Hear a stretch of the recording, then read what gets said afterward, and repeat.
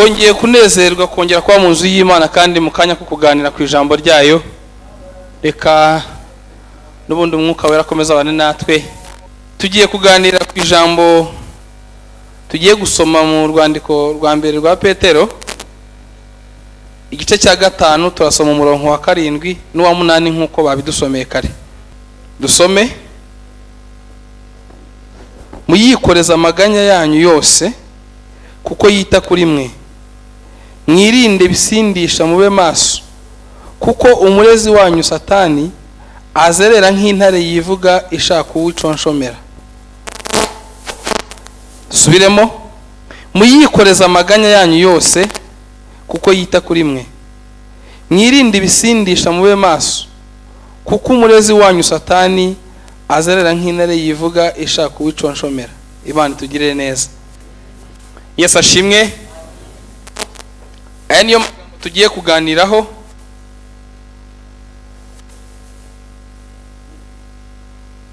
Kwikoreza Uwiteka amaganya yacu yose ni ijambo tumenyereye nk'abakristo bamaze kwakira Kristo nk'umwami n'umukiza w'ubugingo bwabo.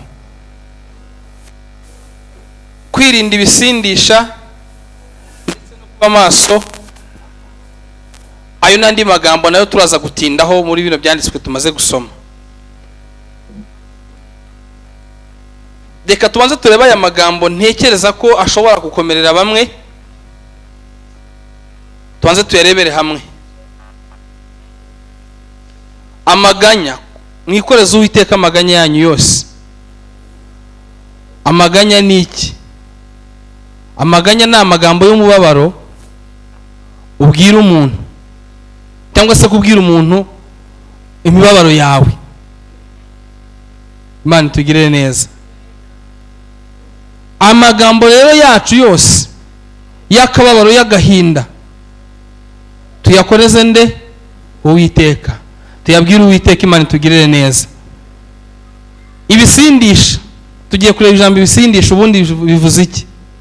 Akenshi iyo tuvuze ibisindisha umuntu yumva inzoga, akumva n'itabi ry'uburyo butandukanye, cyangwa na bita amarkoro, sinzi n'ibindi wenda. Ariko tugiye kureba ibindi bisindisha bishobora kubaho n'ibiki.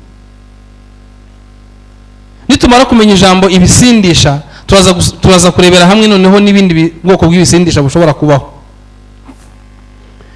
Hano iyo bavuze ibisindisha, iyo uvuze nk'inzoga,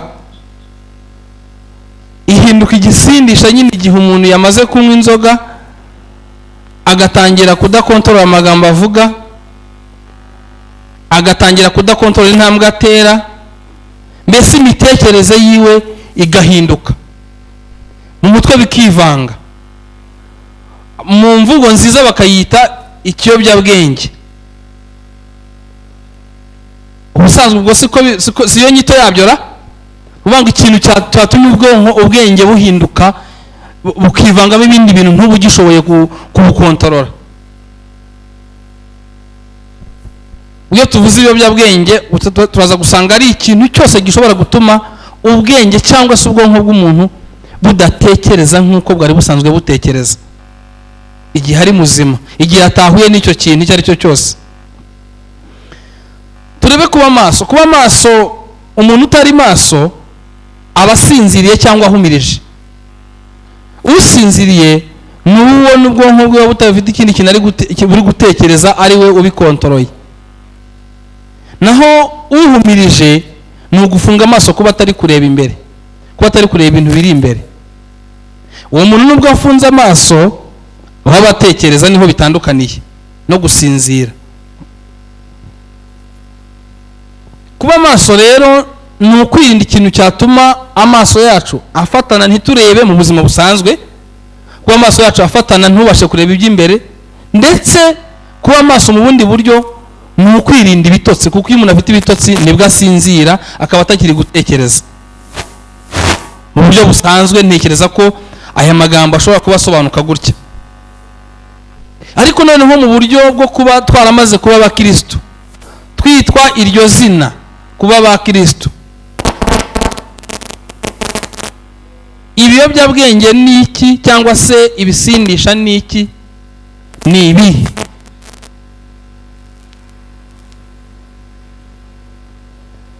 kuba maso ni gute? Ijambo ry'Imana ku murongo igice cya 5 uko twabisomye umurongo wa 8 aravuga ngo mwirinde ibisindisha mube maso. Iyo ni y'uyu murongo. Mwirinde ibisindisha mube maso. Imana itugirire neza. Ibisindisha bishobora kuba mu bwoko butandukanye nk'uko twabivuze. Twabonye ko iyo tuvuze ibisindisha kenshi twumva inzoga, tukumva itabi ndetse n'ibyo binde abantu babikoresha wenda nibo babazi byinshi by'ubwo bwoko. Ariko tugiye kurebera hamwe ibindi bintu by'ibisindisha ariko bisindisha abakristo, bigatwara ubwenge bwabo, bigatwara imitekerereze yabo, bigahindura amagambo bavugaga, bigahindura intambwe bateraga, bitari ibyo tumaze kuvuga mu buzima busanzwe. Imana itugirire neza. Ibindi bisindisha ushobora gusangamo umujinya cyangwa agahinda gakabije. Ibyo nabyo bishobora kuba ibisindisha by'umuntu, kuko igihe cyose umuntu yagize umujinya hari igihe atangira kuvuga amagambo atagombaga kuvuga, agatangira gukora ibikorwa atagombaga gukora. Noneho nk'umukristo ni cya gihe usanga umujinya ugize, kubera ko umujinya uva kuri Satani, we aba yabigizemo ubushake kugira ngo uwo mujinya ukugereho cyangwa uwugire. Noneho igihe wa mujinya wawugize ntumenye ko Satani yakurashe, utangira kwitwara nk'uko ashaka, kuko icyo ashaka nuko uva mu murongo w'Imana, umurongo Imana igushakamo. Abana b'Imana ntibagirirana umujinya. Tugirire neza.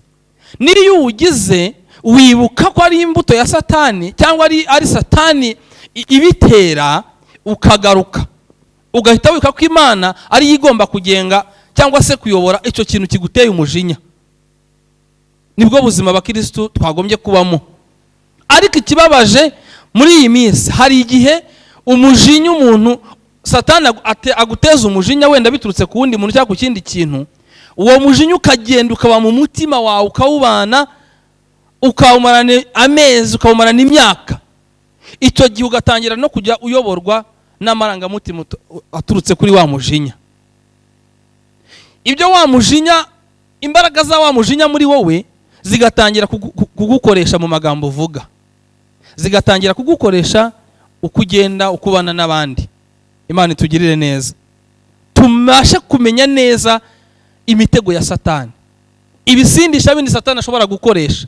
Arabizi neza ko ngewe Bosco ntashobora kunywa inzoga, kuko nabirahiriye ko ishobora kwangiza ubwonko bwanjye ndetse n'ubugingo bwanjye. Iyo ntwaro ntiyakirwa yikoresha. Uwo mutego arabizi ko atawukoresha, kuko awukoresha ntiwamfata. Ariko ashobora gushaka indi nzira, agaca ku muntu runaka, akanyereka ko uwo muntu anyanga, nanjye ngakora ikintu cyo kumwanga.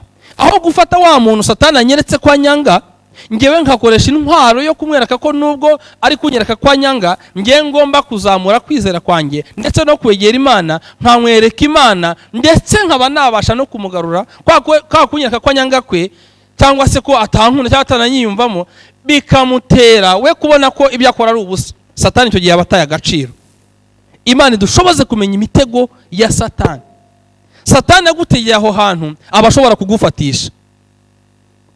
Niba Satani antegeye kukuba wenda hari umuntu tutari kuvuga rumwe, nanjye uwo muntu nkakomeza kubura nanjye nkamwanga, aho ngaho ashobora kuhamfatira, ashobora kuhagufatira. Igihe cyose tutabaye maso nk'uko ijambo ry'Imana ryabitubwiye.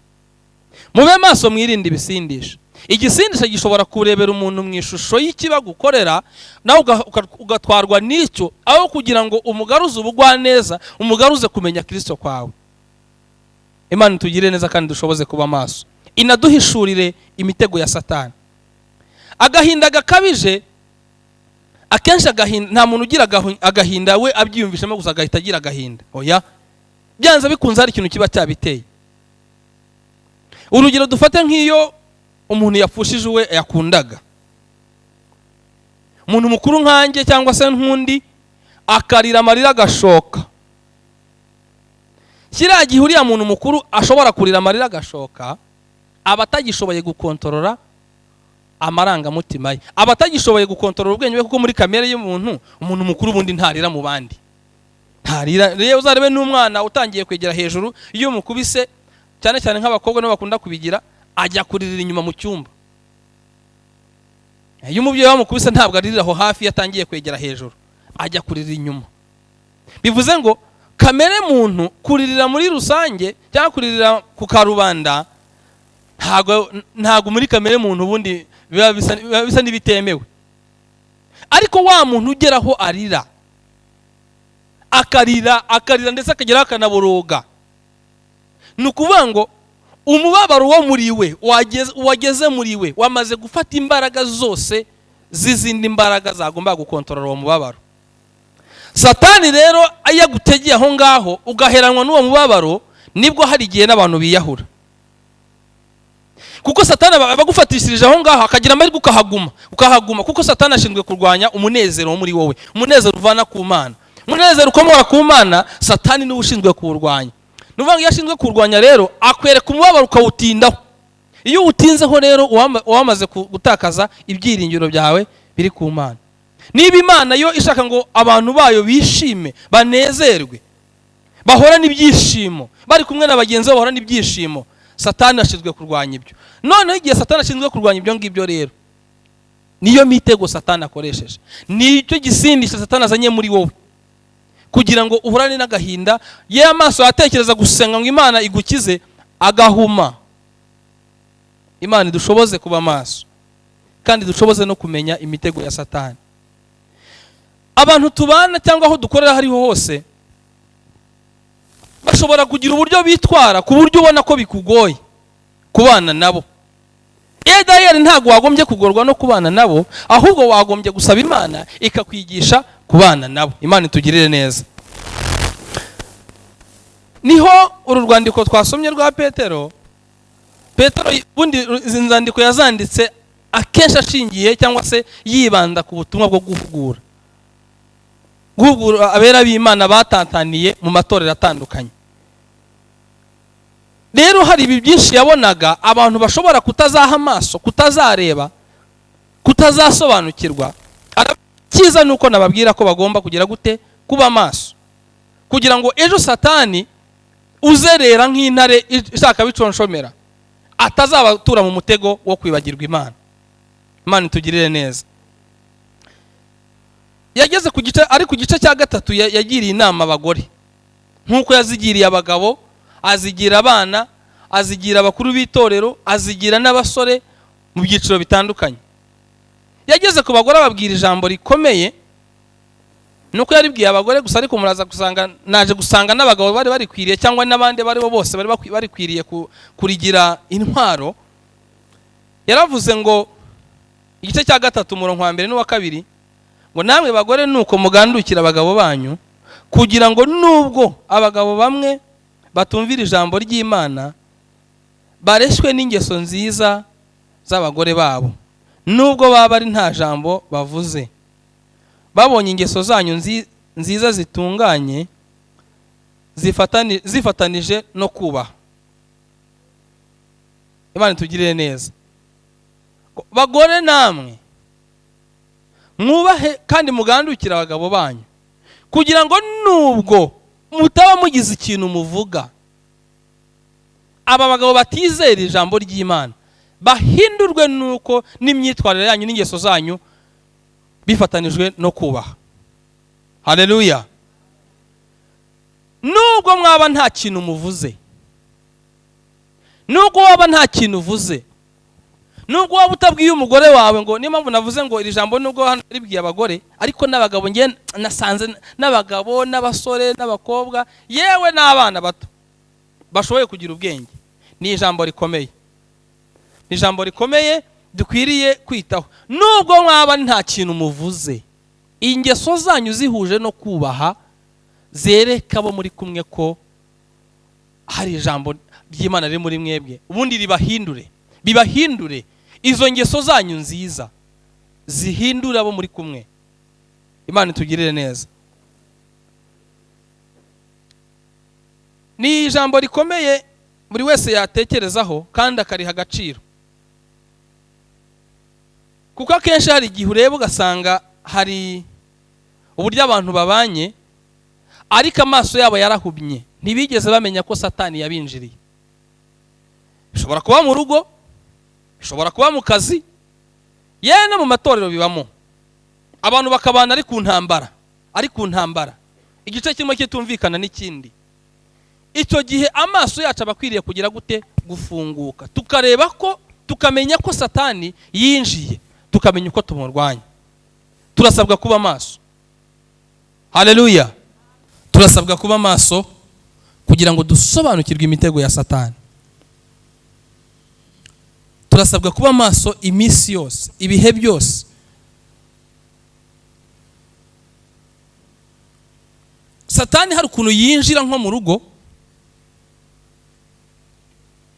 abantu babana barashakanye, barasezeranye mu rukiko ndetse no mu itorero imbere y'Imana.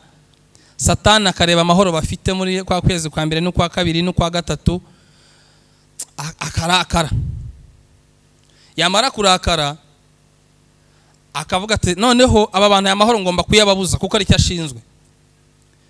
Ugatangira kujya ubona udukosa kuri mugenzi wawe, ugatangira kujya ubona udukosa ku mugore wawe, ugatangira kujya ubona udukosa ku mugabo wawe, aho kugira ngo utwo dukosa utubonemo umutego wa Satani ushaka kubatanya, ukaduha agaciro, ukaduha imbaraga, ukatwubakiraho, ukadutindaho. Icyo gihe iyo umaze kuduha imbaraga ukadutindaho rero, Satani abagufatishije. Utangira kujya ubona umugabo wawe ariko ubundi kubera iki nge watansohokana nk'abandi. Dayeri nta bushobozi afite. Satani yakwetse ko atagusohokana gusa. Amaso yo gutekereza ko aruko nta mafaranga hari ngo namwe munezerwe mujye no ku mazi nkuko n'abandi babigenza. Aho gutekereza ko nta mafaranga hari cyangwa nta n'ubushobozi buhari cyangwa ko hari ibindi muri kurwana nabyo, ugahanga amaso kuri ibyo gusa, ukumva urashaka ko musohoka, ukumva urashaka ko bigenda gute. Dayeri si icyo ngicyo. Wagombye kumenya ko Satani agutegeye aho ngaho kugira ngo umugabo nadakora icyo ngicyo cyangwa umugore wawe nadakora icyo ushaka ko akora kandi kirakushimisha, kirakunezeza, utangire kumva ko nta mugabo murimo, utangire kumva ko nta mugore umurimo. Iyo ntwaro Satani yamaze kuyigutega ikagufata, divorce ziratangira. Mbere ya divorce habanzaho amakofi, habanzaho gucana inyuma. Nyuma y'ibyo ngibyo byose mugakora divorce, Satani akabageze ku ntego ye, kubera ko mutabaye maso ngo murebe umutego wa Satani. Urugo rw'abakristo, rw'abantu bamenye Imana, bagombye gusobanukirwa imitego ya Satani. Nta bwenge bw'umuntu bwabyishoboza, nta bwenge bw'umuntu bwabyishoboza, ahubwo ni uguhanga amaso Kristo, ni uguhanga amaso Imana.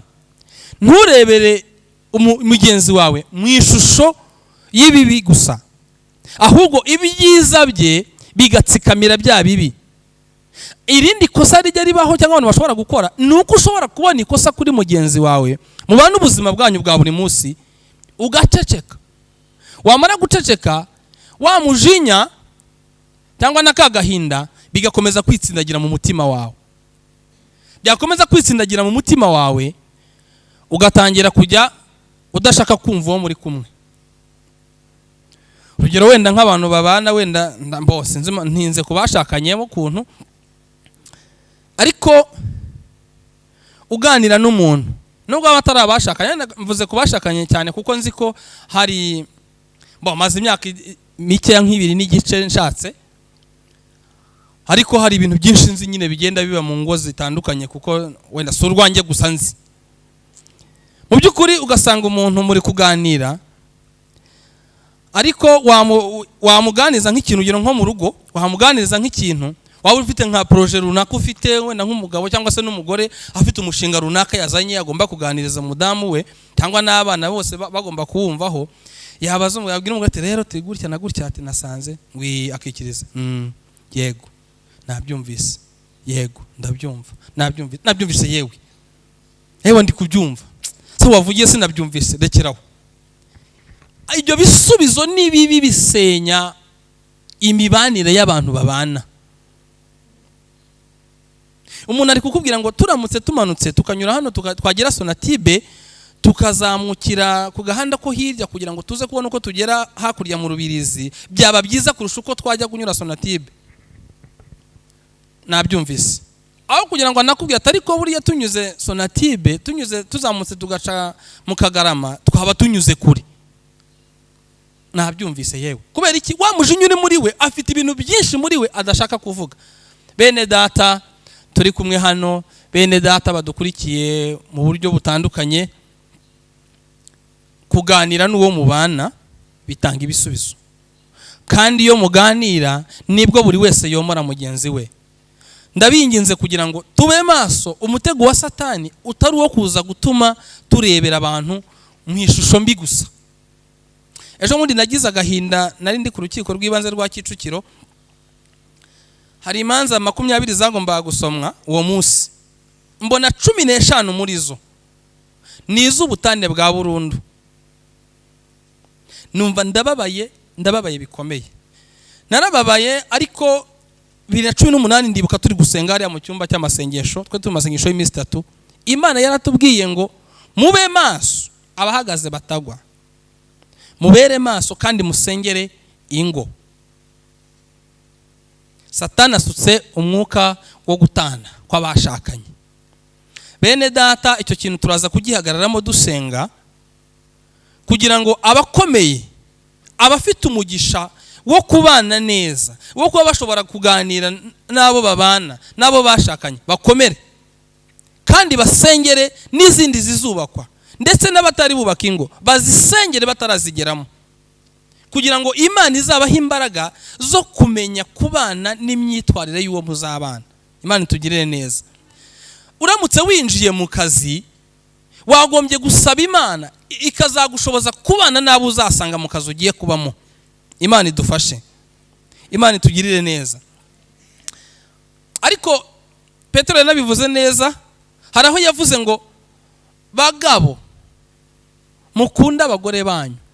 Ageze ku babyeyi abwira abana, abwira ababyeyi ngo babyeyi, cyangwa yakoresheje ijambo base w'abana, mwirinde gusharirira abana banyu. Gusharirira abana bacu, umugabo yanasharirira n'umugore, umugore yasharirira umugabo, umubosi yasharirira umukozi, umukozi yasharirira umukoresha. Ariko iyo mizi yo gusharira reka ive mu mitima y'abana b'Imana, kuko izo ni zimwe muri bya bisindisha Satani akoresha, ugasinda kumva wakishyira hejuru. Iyo Satani amaze kugufatisha gutyo nyine no guca bugufi biba byavuye muri wowe. Kandi guca bugufi, ngo muce bugufi nk'uko Kristo yaciye bugufi kugira ngo abone uko agira gute aducungura. Imana itugirire neza kandi dushoboze kumenya imitego ya Satani, idushoboze kumenya imbaraga Satani ashyize mu kurwanya abana b'Imana. Imana idufashe, Imana idufashe tugirire neza. Ubuzima tubayemo Imana yaturemeye kuyihimbaza, ntago wahimbaza Imana utanezerewe. Bivuze ngo turi mu buzima bwo guhimbaza Imana kubera ko ari ubunezerewe. Satani nawe ari muri gahunda yo kurwanya uwo munezero Imana yahaye abantu bamaze kuyizera. Nitutamenya ko Satani ari uri guteza iyo midurungano, cyangwa se iyo myivumbagatanyo, cyangwa se iyo rwaserera mu rugo, iyo rwaserera mu kazi, iyo rwaserera mu bavandimwe, nitudaba amaso ngo tumenye ibyo bintu uko Satani uri kubitera kugira ngo arwanye amahoro y'Imana akorera muri twebwe, tuzagwa ruhabo, bwa bugingo tuzabubura, yewe n'ubuzima bwo muri iyi si tuzabubamo tutishimye. Imana itugirire neza. Bene data, ndabinginze kugira ngo tube umusemburo wo gutuma n'abandi bakizwa. Yesu ashimwe. Hari umugisha wagize, ariko uwo mugisha wuheshe n'abandi. Ntabwo ushobora gusaba umuntu ikintu wowe utashobora kukimuha. Niba ushaka ko umuntu aguha amahoro, banza urebe wowe wamuha amahoro gute. Ubanza umuha amahoro, ubanza umwumve, ubanza umwubahe, umwumvire, nibwo nawe azareba iyo mico yawe nk'uko ijambo ry'Imana ryabitubwiye, agahindurwa n'uburyo uri kwitwara imbere ye, kubera ko mbere bitari ko byari bimeze. Imana idufashe. Bene data, ijambo ry'Imana ritubwira kuba maso, ndabinginze kugira ngo twirinde umutego wari wose satani yakoresha akigarura imitima yacu, akigarura ibitekerezo byacu. Imana irashaka ko tubabera nk'uko nayo iri yera. Nitubiharanira tukabishaka tukabigeraho, tuzakomeza guhesha izina ry'Imana yacu icyubahiro. Yesu ashimwe. Mu by'ukuri gutungana twebwe ubwacu ni ubuzima bwa buri munsi. Bivuze ngo sikwe tubyishoboza, ariko iyo Kristo akorera muri wowe urabishobora buri munsi. Ariko iyo Kristo yamaze kwirukanwa n'ubushake bwa Satani, wamaze kwemerera Satani, ubwo nyine usigara ugenda nk'udagira ubwenge. Ijambo ry'Imana yaratubwiye ngo mwe kugenda nk'abatagira ubwenge. Abatagira ubwenge buriya ni abantu bayoborwa n'amarangamutima, kandi ni abantu bayoborwa n'ibyo Satani ashaka. Abo ntibagendana ubwenge, kuko ugendana ubwenge amenya ngo ubuzima bwanjye, imitekerereze yanjye, imikorere yanjye, imivugire yanjye, byose biri mu bushake bw'Imana. Imana idushoboze kuvumbura ko umujinya, uburakari, agahinda gashobora gutuma utibuka ko Imana iri hejuru ya byose. Ibyo ngibyo ari ibitekerezo bya Satani. Nurangiza usaba Imana ibikumaremo, ibigukuremo, ikugarure, yongere igusane. Imana itugirire neza. Bene data rero, ngana umusozo, ndabifuriza gushobozwa n'Imana. Ndabifuza kongera kuba bashya. Ndifuza ko twakongera tukaba bashya. Ndetse niba hari n'umutima wumva ufite wafasha abantu kungusa ubumwe n'Imana, ndetse kuva mu ngeso mbi, ubegere ubabwire ijambo ry'Imana, babwire ko Imana ari yo muyoboro w'ubuzima bwacu. Nasoza mvuga nti kubw'umutwaro n'agahinda nagize maze kubona icyo kibazo, kandi koko mbose icyo kibazo cy'ubutane bw'abashakanye akenshi nyine giturukiye imbere kutamenya ko Satani ashobora kugutegera kuri mugenzi wawe. Nagize umutwaro ukomeye wo gusengera abo bantu, gusengera ingo zubatswe, zaba izikomeye ngo zikomere, ndetse zifashe no gukomeza n'izindi, ndetse n'abatarubaka ingo babashe gusaba Imana ubwenge, ubutware n'ubudahangarwa bw'Imana bubabeho, kugira ngo ya mitego ya Satani itazabafata. Bene data, mu bakristo bimaze igihe twatekereza ko bishobora kuzabiri hanze bisanzwe, ariko no mu itorero turabigira bibamo. Usanga abantu badashoboye gufungura amaso yabo ngo bamenye ko Satani yinjiriye kuri mugenzi wawe, yinjiriye ku mwana wawe, yinjiriye ku wo mubana. Mu by'ukuri ndabinginze kugira ngo tuze gufatanya dusenge, dusaba Imana yongere ikore ku maso yacu, idufungurire ubwenge, tumenye ko Satani akorera mu buryo butandukanye. Twirinde umujinya ukabije, twirinde agahinda gakabije. Ibyo byakubaho ukagira agahinda, ariko hita uvunya ngo garuka, hita ugaruka. Ibyo bikubeho nk'umuntu, ariko hita ugaruka uvuga ati data, Satani nyenanye byakanya, ariko ndakwinginze umwanya wose usigaye wakire. Imana itugirire neza rero. Bene data, Imana dushoboze kuba maso, kugira ngo ejo Satani ataza kugira ibyo adutega mu nzira bikatuvana mu nzira yayo, yewe n'abatarakizwa aho bagakijwe kubera twebwe, ahubwo bagakomeza kugwa kubera ko nta mbuto batubonaho. Imana idufashe kandi dushoboze gukiranuka aho bikwiriye hose. Mumfashe rero abantu dufatanije umutwaro wo gusengera ingo zibanye nabi, Imana ibakore ku maso, kandi ingo zibanye neza nazo zikomeze guhesha izina ry'Imana icyubahiro. Kandi n'abatarashaka nabo Imana ibashoboze kugira umurongo mwiza wo kubaka itorero rishimwa n'Imana, kandi rinyuze mu muryango nawo ushimwa n'Imana. Abari fatanyije natwe rero nanjye gusengera icyo cyifuzo, muramfasha duhaguruke dusengera ingo, dusengera umuryango nyarwanda. Satani yaranyanyagije, twirinde gutoragura, ahubwo tugire ubwenge bw'abana b'Imana. Ndaza gusaba mwarimu yegere hano imbere adufashe gusengera icyo cyifuzo, ubundi Imana ibaho umugisha, kandi umwuka w'Imana akomeze kuba kuri twebwe, aduhishurire, adusobanurire, tubashe kumenya imitego y'umwanzi Satani, ejo tutazashiduka ubugingo buhoraho tububuze kubwo kutumva ndetse no kutumvira umwuka w'Imana. Imana ibaha umugisha.